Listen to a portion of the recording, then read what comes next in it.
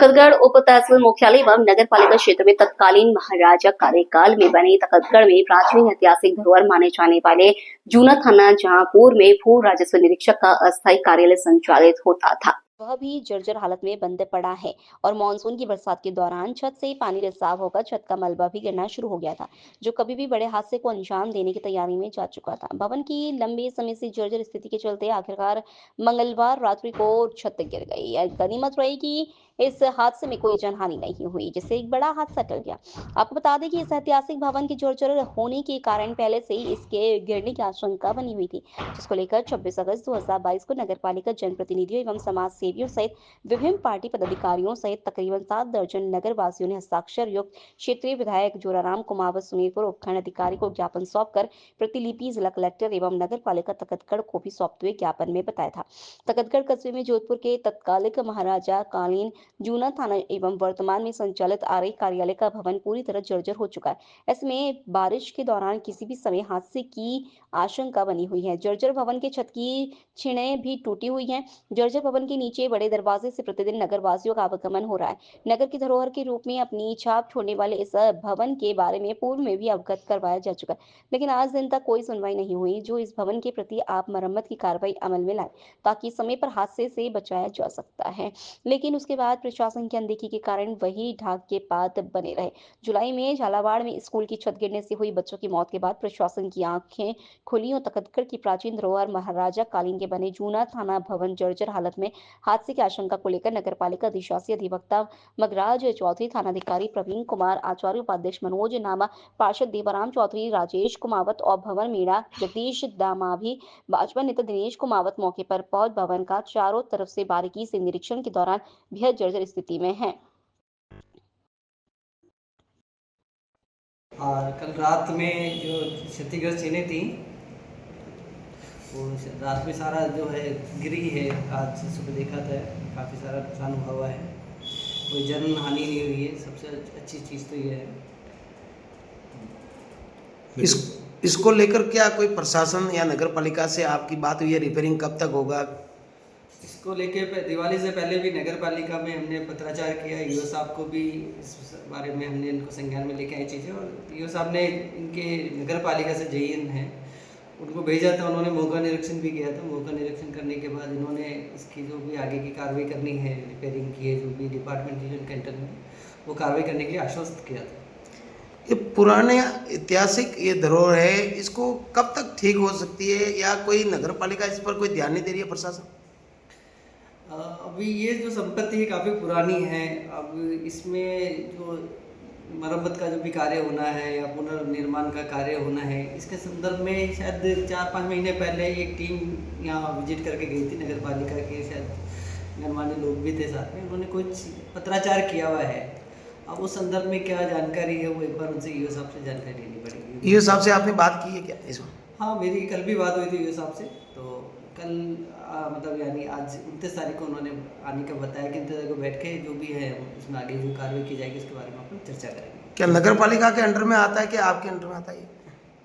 ये संपत्ति बताते हैं पुरानी है। हमारा पुराना आरआई जो ऑफिस था, ये बताते हैं आरआई सर्किल का ऑफिस था यहाँ पे।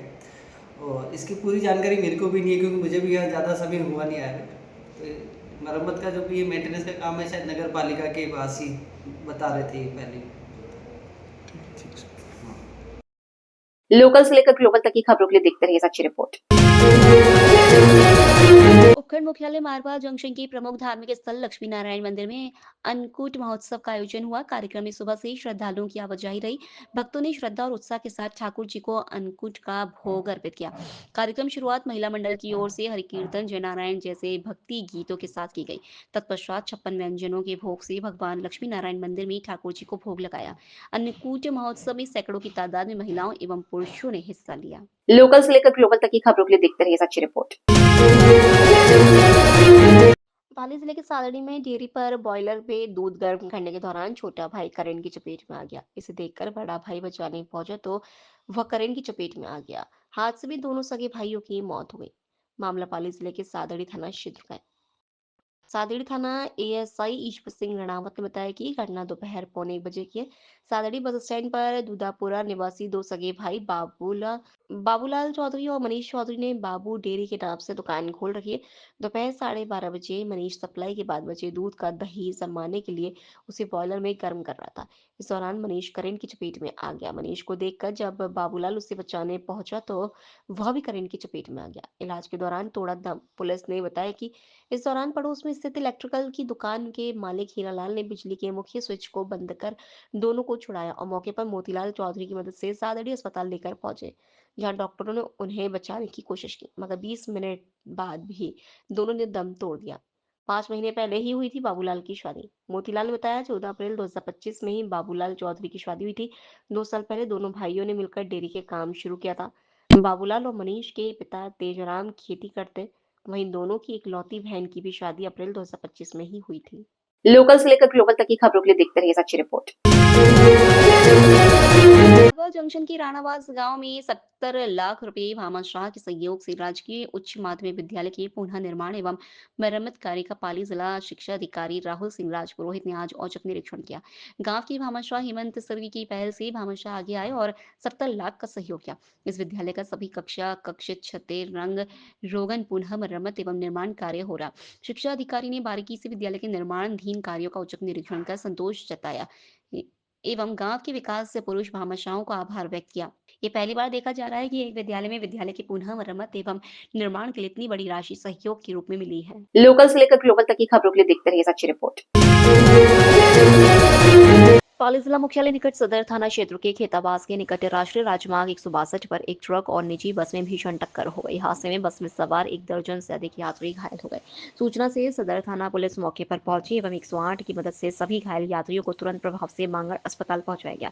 ट्रामा वार्ड में अब सभी घायलों का चिकित्सा उपचार में जुटे। सूचना से पुलिस के आला अधिकारी भी मांगड़ अस्पताल पहुंचे एवं घायलों का उपचार शुरू करवाया। लोकल से लेकर ग्लोबल तक की खबरों के लिए देखते रहिए सच्ची रिपोर्ट। मारवा जंक्शन उपखंड मुख्यालय के मुख्य बाजारों में यातायात सुरक्षा कर्मी नहीं होने एवं ओवरब्रिज नहीं होने की वजह से रोजाना जाम लग रहे हैं। पाली रेलवे फाटक पर अक्सर ट्रेनों का अत्यधिक आवागमन की वजह से फाटक के बंद होने से जाम लग रहे हैं। स्थानीय व्यापारियों ने बताया कि कई बार शासन प्रशासन को अवगत कराया लेकिन कुछ नहीं हो पाया। सरकारें बदली पर इस बाजार की तस्वीर और तकदीर नहीं बदली। बाजारों में सुरक्षा कर्मी नहीं होने की वजह से हालात और भी बदतर हो रहे हैं।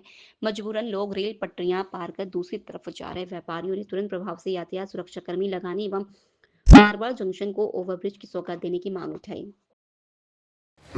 मारवाड़ जंक्शन की सबसे बड़ी समस्या का नहीं निकला आज तक हल।